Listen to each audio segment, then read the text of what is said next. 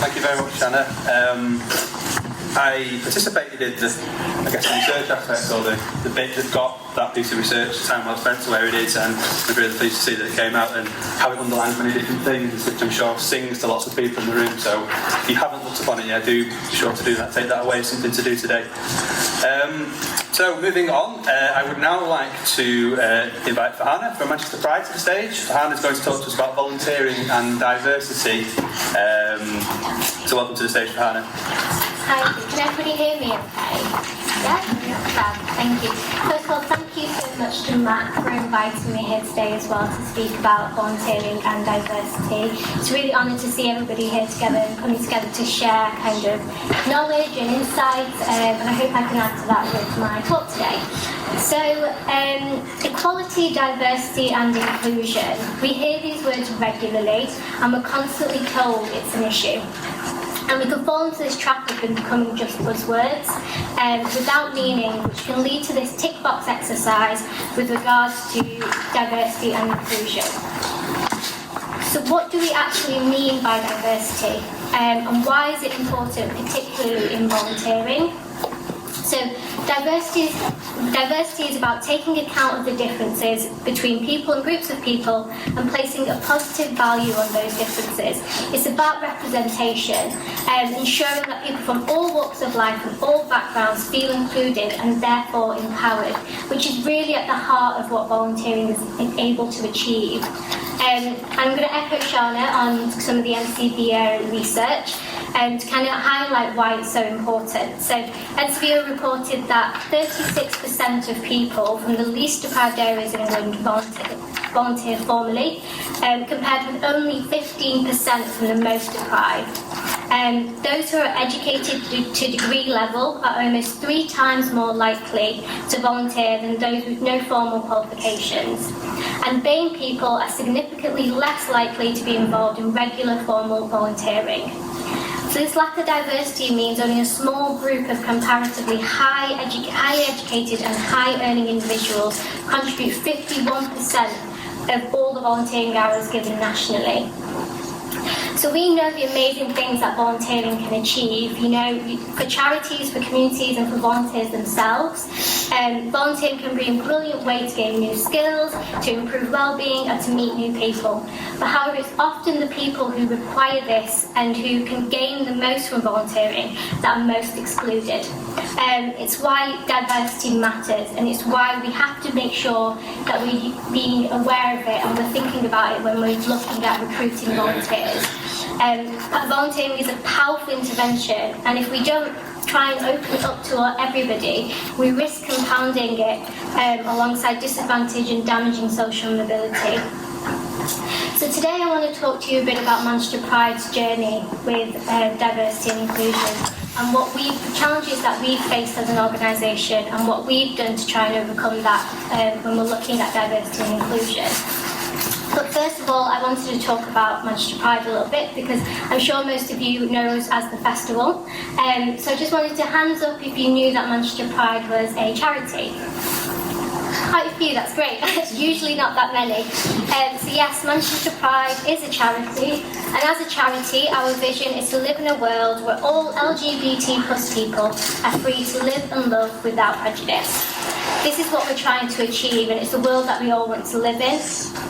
And it's what we want is equality and freedom for all. So our mission is to work with LGBT plus people, helping them to live free from discrimination and to feel safe in their own environments, to educate people on how to recognise, understand and prevent discrimination against LGBT plus people. And we've got 3 goals in achieving this. So we campaign for LGBT plus rights, and we do this in a number of ways. A key one being through our events, where we aim to elevate the awareness of LGBT plus issues and enhance the visibility of LGBT plus people. So an example of this would be the parade, where this year we had over 15,000 people march for LGBT plus equality, which is really incredible to see. We're also a grant-giving organisation, and through the Manchester Pride Fund, we support partner organisations and community groups to better enhance the service provisions available to LGBT plus people. Our second goal is to celebrate LGBT plus life, and the main way we do this is through our flagship event, the Manchester Pride Festival, which I'm sure many of you would be aware of. And so this year's festival is bigger than we've ever had before, which really led us to look specifically at the way that we were developing our volunteer programme. The festival's core aim is to shine a spotlight on LGBT plus life and to ensure that all LGBT plus people feel seen and heard. And finally, our third goal is to engage. So we're committed to creating and supporting opportunities which engage LGBT plus people so that they can thrive. We currently do this through Superbia, which is Manchester Pride's year-round calendar of culture, which is for and by LGBT plus people. It's designed to support, create, fund and promote LGBT plus events throughout Greater Manchester. Superbia's core aim is to engage the LGBT plus community and help create opportunities to ensure the reduction of isolation, and aims to enhance the life quality of LGBT plus people by providing access to arts and culture events. So hopefully that's given you a good overview of who we are and what we do as an organisation. What I'd like to do is share with you Manchester Pride's journey with diversity and inclusion, and talk to you a bit about kind of how we've looked at our own volunteer programme and kind of worked out what the challenges were that we faced and how we kind of tackled those. So one of the first things is that with the festival growing, this year, we had to look at needing to grow our volunteer base quite substantially. I started earlier this year, and when I came in, I started to look at what our volunteer base actually looked like. And we found that actually what we were doing is that we were focusing on what we needed as an organisation, and we didn't have a clear strategy going forward about developing what volunteers required and really looking at how we engage with our volunteers. So we were focusing on, right, we have this huge festival that we need to put on and we need volunteers to be able to support that. What I wanted to do was come in and look at what can we offer volunteers and what opportunities can we offer them to really kind of engage with them and understand why it's so important to them to be a part of Manchester Pride. So one of our core values as a charity is inclusivity. And although we were making sure our events were inclusive, so all of our events across the festival and across the year are inclusive and accessible, we didn't put the same emphasis in our volunteer programme. And we weren't reaching the most marginalised and vulnerable people within the community, where volunteering could have a huge impact in improving their lives, reducing isolation and providing skills. So the challenges we found was really there was a huge lack of awareness and understanding about Manchester Pride as a charity and what we offered. And people had this kind of fear and perception, well, it's a large-scale event, I don't have the skill sets to be able to volunteer, I don't know how I'm going to support this. So we found that people didn't really understand what the opportunities were with volunteering, actually that it was open to everybody to be a part of. And that was a really big part of our communications, where we weren't sending the right messages out to that volunteer base. We also found that our volunteer base was predominantly white gay men, which wasn't representative of the wider LGBT plus community, i.e. the people that we support. So we found that we weren't reaching people from across the community, across the spectrum, and it was we recognised that if we're not able to do that within our volunteer base, then our service provision and our events aren't going to be able to do that either. So we really had to think about ways of how we're going to engage with people. So that's when once we'd identified what those challenges were, we started to create a plan around developing our programme to attract more volunteers and people from different backgrounds, from marginalised communities. So one of the first things we did is do an initial baseline assessment, so where we assess what the barriers may be to volunteering with us. And through that baseline assessment, we found that one of the key things was accessibility. So we were asking volunteers to come to us, to come to the city, to come to Manchester Pride, find out about us through here. So what we decided to do was change up our recruitment process. And went out to the Greater Manchester boroughs, and we set up pop-up shops at libraries and pop-up shops at town halls and churches and other spaces where we could be in the community and reach more people and recruit people. So talking about who we are, what we do, what the opportunities were.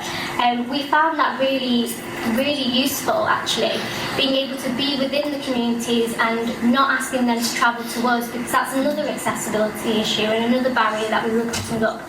So that was one of the key ways in terms of our recruitment that we developed, going out into Greater Manchester, into different spaces, to talk about Manchester Pride and what we offer volunteering-wise. So then we looked at our application process. So we found that we had an online application process that seemed fairly easy to, go through. But the barriers that we found were people who were accessing that online, who weren't able to complete it online. So we decided to vary what our application process would look like. So we did surgeries where within those pop-ups that we had in recruitment, we would have some of our staff helping people fill out the application forms face-to-face, which we found was really useful because people could ask more questions. We also found we did telephone applications as well, so we got people to phone in and we could go through the process with them over the phone, and that was a lot more accessible for people, and that took away another barrier in the process while people were trying to apply to be a volunteer. The next thing we did was looked at our policy around expenses. So, as many of you are aware, one of the biggest challenges we have as organisations is how do we support volunteers in terms of making it easy for them to come and volunteer with us. And expenses is a big one, so we had to look at what that policy looked like and ensure that out-of-pocket expenses were being paid, so people who, that they're not going to be out of pocket, they're not going to lose out. That was a really key one for us. And we ensured that travel was covered sufficiently so that we can make sure if people are travelling from Greater Manchester and they're coming into the city to provide time and support for the festival over the weekend, that we were reimbursing them for that travel cost, and we were making sure that that was possible. So that's another way that we kind of developed a new procedure.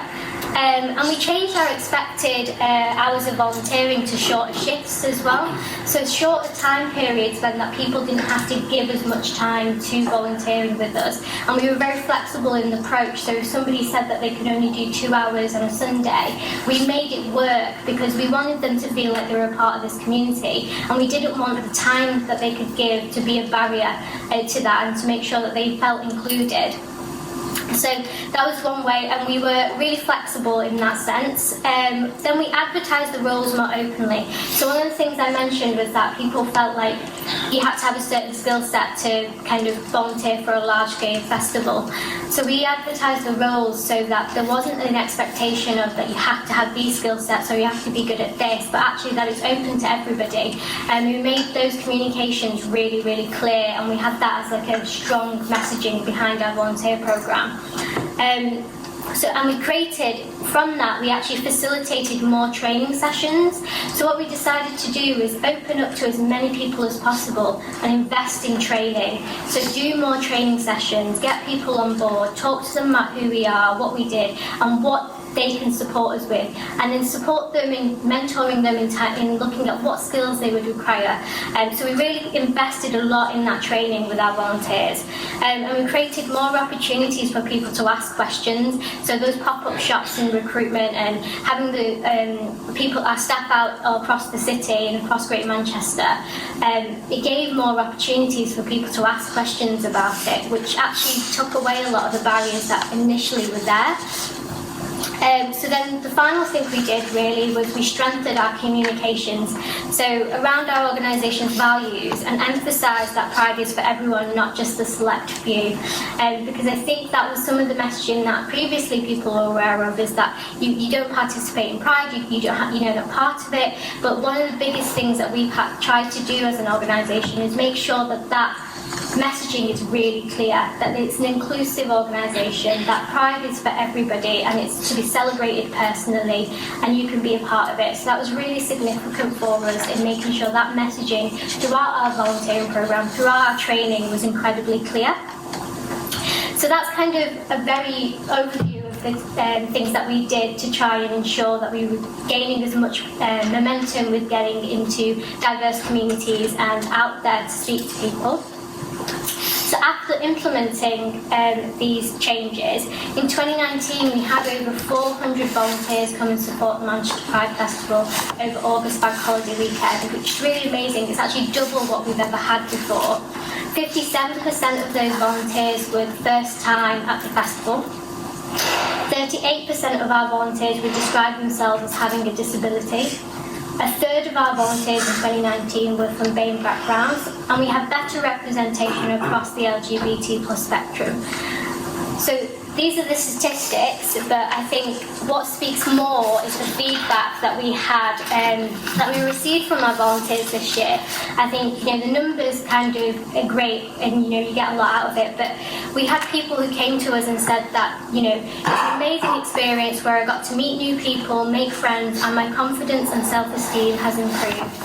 They said excellent opportunities for learning and giving back. I really enjoyed myself and found a lot of acceptance.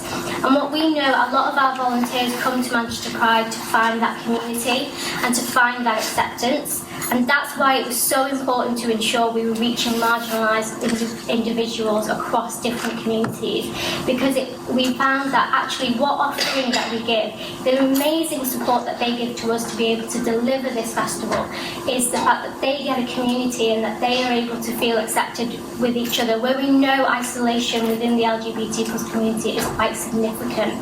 So it was amazing to get that feedback and to hear what that kind of acceptance people felt like they had being a part of that community. And that's kind of the messaging around our volunteer programme that we've tried to kind of emphasise on. That it is about acceptance, it is about being a part of a community, and that you can be together in this really, and that it's an inclusive space for everybody. So that's kind of our challenges that we face as an organisation. That's what we've kind of gone through in our journey in developing kind of our programme. So I wanted to talk to you a bit about Manchester Pride's All Equals Charter. So as we've been kind of on this journey on diversity and inclusion, we've been developing a charter which is really about supporting other organisations, corporates, businesses, voluntary organisations, to look at what is diversity and inclusion and to create a standardised approach to inclusivity across Greater Manchester. So the way that this all came about was that our chief executive had personally experienced racism at our own festival, and this spurred him to ask questions about how many other people was this happening to if he's experienced it himself. So we conducted a series of consultations across Greater Manchester, and we found that almost 40% of LGBT plus people had faced discrimination due to characteristics in addition to their LGBT plus status. So we found evidence of racism, ableism and ageism with not only the LGBT plus spaces but also non-LGBT plus spaces, which were designed to be safe environments.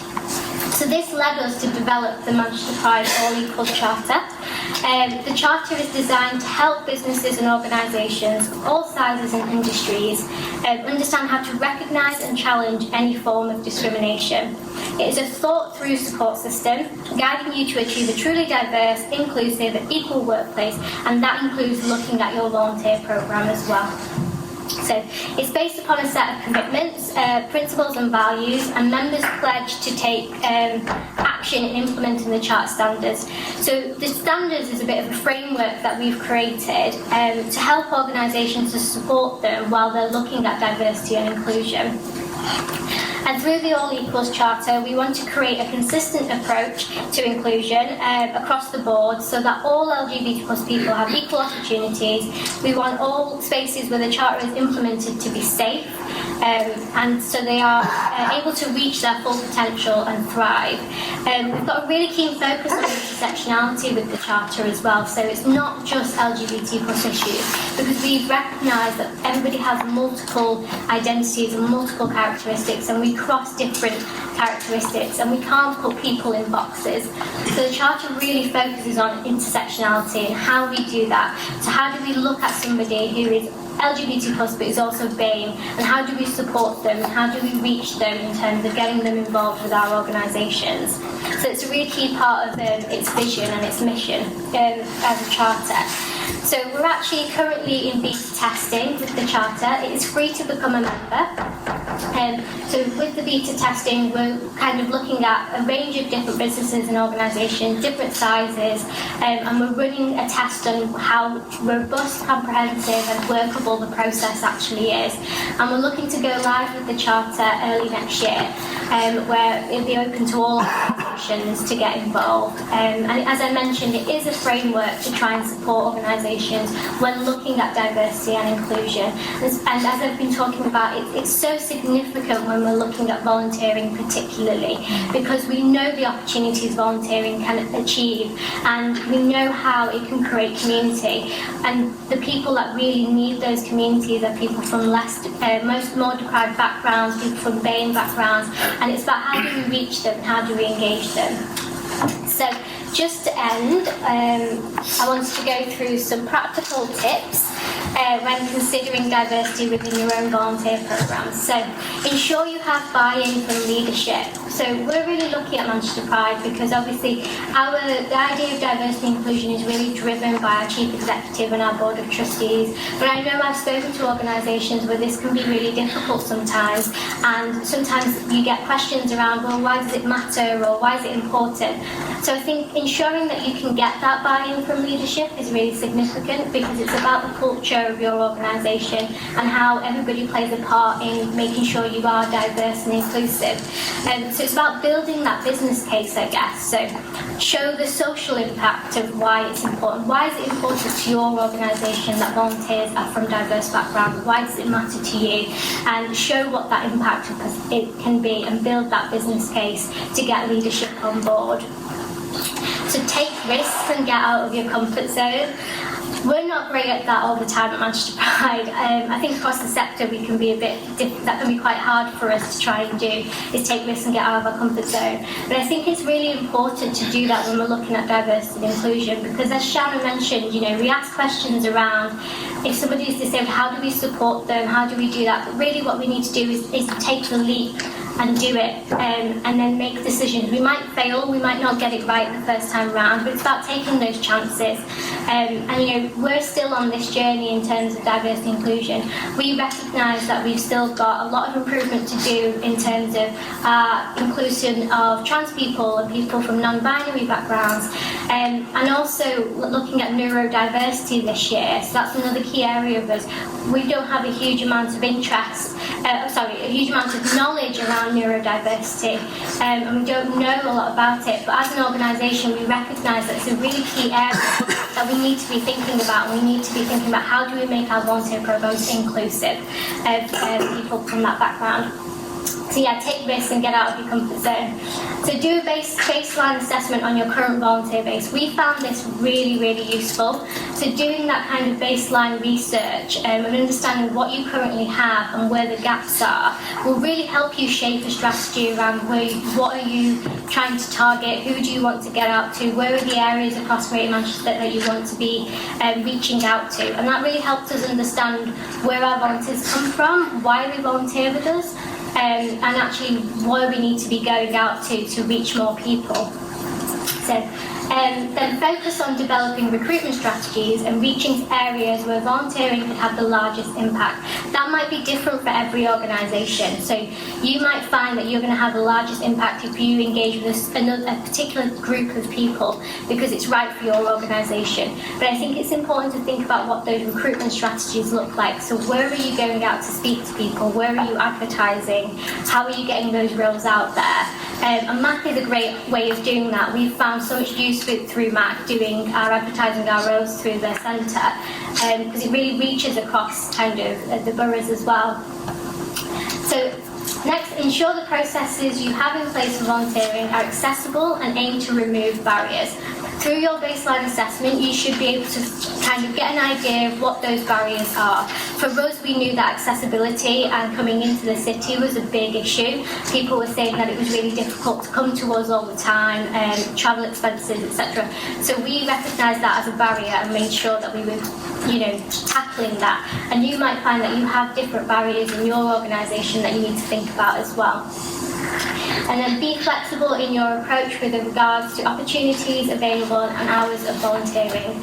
I think we sometimes can become a bit stringent around what those hours of volunteering need to be, and our expectations can be quite high on volunteers, but what we found really useful with the festival is by saying if you can donate an hour of your time to support us, then absolutely donate that hour of time. And we tried really hard not to say you have to do a certain amount of shifts, so you have to do particular timings. Having that flexibility means that more people will be able to engage with your opportunities. And also kind of the way that we talked about our opportunities, our roles, we made sure that there wasn't that set skill set people would think, and we tried to really tackle the perceptions around that as well. And finally, remember it is a journey, so don't be too harsh on yourself, because I think that's one of the things for us as a sector, we can really do that. We're so passionate about the causes and what we represent here in this room. We can be harsh on ourselves. Rome wasn't built in a day, and I think diversity and inclusion is going to take time, but it's about the intent and the willingness to do that, and setting the ground for that at the very beginning. I think it's important to set achievable targets as well, and not expect to be able to reach heights straight away. We've had to be really mindful of that at Manchester Pride as well, so ensuring that we're not expecting to get great increases or develop really quickly. We've been quite mindful, and I think not being harsh on ourselves played a big part in that. So I hope you found that useful, and thank you so much for your time. Huge thank you there to Farhana, thank you so much. It was really interesting to hear how Manchester Pride and how I would see it as being like a real sort of juggernaut in terms of volunteer involvement, and it's definitely a fixture of our kind of calendar of things. When you're sort of around the June sort of time, people looking to do stuff in an event capacity, we tend to sort of quickly sort of signpost into places like Manchester Pride, which obviously we know is not just the event itself. So thank you very much for that, and do look out for the charter stuff coming out in the new year. I think it might be a really useful lens that you can apply to your own volunteering practices in your programmes. So it is now time for a short break, and this will be then swiftly followed by our workshops. So at this point, if you're unsure about which workshop you're in, or you're not sure where you need to go, do visit colleagues who are dotted around the room. Sorry, there we are. Do visit colleagues that are dotted around the room as well. And they will help you point you in the right direction where you need to be. But just in case you're not familiar with the sessions, our workshops are Employee Supported Volunteering, which will be happening in the Rochdale room. Our Manchester is happening in the Stockport room, or suite, as it were, and the Power of Networks are remaining in this room if you're on that session.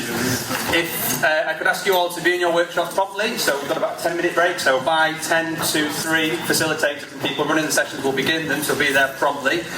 Those from MAC that are supporting or facilitating a session, could you please begin to wrap these up at around 3, so we can all be back in here for around 25 to 4. As you do meander from here, do listen to the audio and enjoy our Making It Happen collaborative Spotify playlist. You can still add your own songs, and if you'd like to know how to do this, see somebody from MAC about this. Thank you.